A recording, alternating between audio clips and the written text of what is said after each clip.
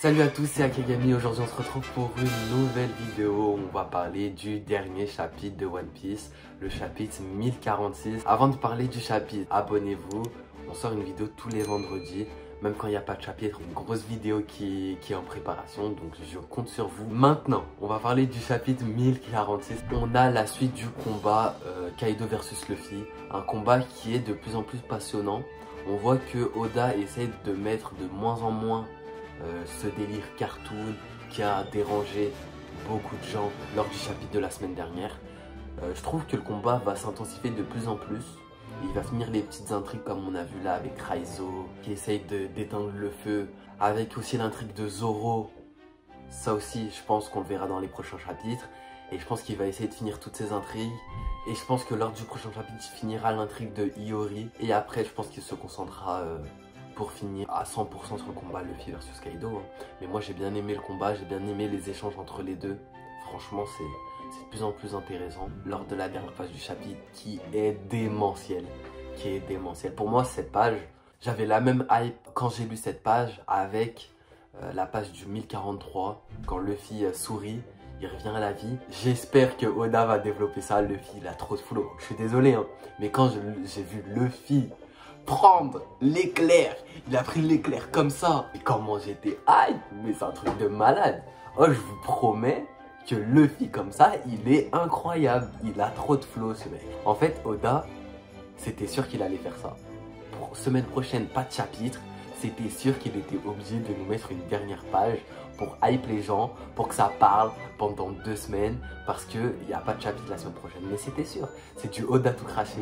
N'hésitez pas à me dire ce que vous en avez pensé du chapitre, à donner une note en commentaire, et à me dire si vous préférez ce chapitre ou le chapitre de la semaine dernière où on a eu que du combat. Moi franchement j'ai préféré ce chapitre parce qu'il y a eu des discussions, il y a eu des dialogues. Et Oda ne s'est pas que concentré sur le combat Luffy versus Kaido.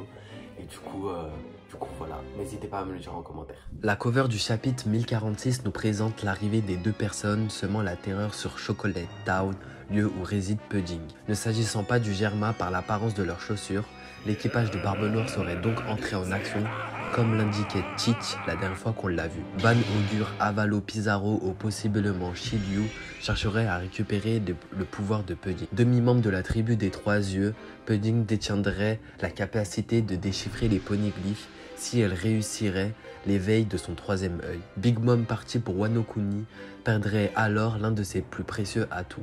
L'enlèvement de Pudding par les membres de l'équipage de Marshall D. Teach pourrait donc forcer les enjeux du futur combat entre les ténèbres et la lumière. Sanji pourrait alors, en sauvant Pudding des griffes de Barbe Noire lors de l'affrontement final, conclure l'arc narratif traitant de leur relation commencée à Whole Cake. L'équipage de Barbe Noire ou Barbe Noire lui-même pourrait quant à eux récupérer les plans du road poneglyph que Big Mom a laissé sur Whole Cake en affrontant Katakuri. Nous apercevons Zoro échappant aux flammes de justesse grâce à l'intervention de Franky. Il mène un combat intérieur avec la mort personnifiée par la faucheuse. Venu prendre sa vie comme montré dans le chapitre 1038 entre la vie et la mort, Zoro ne peut pas mourir. Ayant juré à Arlong Park d'affronter Mihawk, personne ne pourra le tuer, pas même la faucheuse. De ce fait, celui qui deviendra le futur roi des enfers devra battre la mort pour rejoindre ses camarades et respecter ses promesses. Les lames noires ont été évoquées à de nombreuses reprises au cours de Wano Kuni, par Gyokimaru évoquant Shisui ou encore Itetsu disant capable Zoro de rendre Enma noir. De ce que l'on sait, les lames deviennent noires pendant les combats. Mais alors, comment expliquer que les grands pirates comme Barbe Blanche, Goldie Roger, le roi des pirates, ou encore Shanks le Roux n'ont pas de lame noire en leur possession? Elles pourraient donc tout simplement le devenir lors d'un combat aux portes de la mort, détenant alors une âme. Elles auraient une volonté propre et décideraient donc de la dignité de leur possesseur. La conclusion du combat de Zoro pourrait alors rendre ses lames noires. Dans ce chapitre, il est temps pour un nouveau fourreau rouge de briller. Raizo démontre son ingéniosité en ayant récupéré l'eau de Zunesha pour ne pas que le malheur survenu il y a 20 ans pour le reste du monde et quelques mois pour lui ne se répète. Alors que les explosifs de l'incendie venaient d'être endigués, Onigashima commence à chuter sur la capitale des fleurs.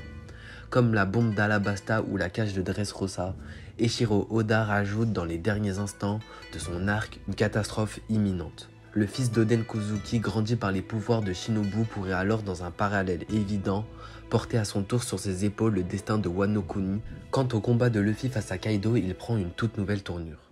Tout en gardant ce délire cartoonesque, Oda dessine son protagoniste sérieusement et cela se ressent dans ses paroles.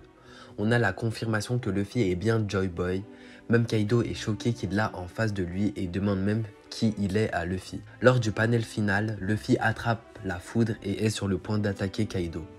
On voit là toutes les fonctionnalités que lui confère le Gear 5 et nous montre que Luffy peut maintenant attraper les éléments naturels comme bon lui semble. Dans un parallèle avec Zeus dans la mythologie grecque qui est lui le maître des cieux, Luffy attrape les éclairs qui ne lui font rien car il est en caoutchouc et peut lancer une attaque face à Kaido. Cette forme peut nous rappeler son combat face à Ener qui s'auto-proclamait dieu céleste et qui pouvait contrôler la foudre grâce à son fruit du démon. Là, dans une référence magistrale, Oda nous prouve bien que Luffy est bien un dieu dans One Piece, au contraire d'Ener qui lui usurpait cette identité. On pourrait alors voir dans les prochains chapitres, comme je le disais dans ma dernière vidéo, le Yonko Kaido tomber et laisser place à son flashback qui peut être incroyable avant l'ascension de notre cher Luffy au titre de roi des pirates.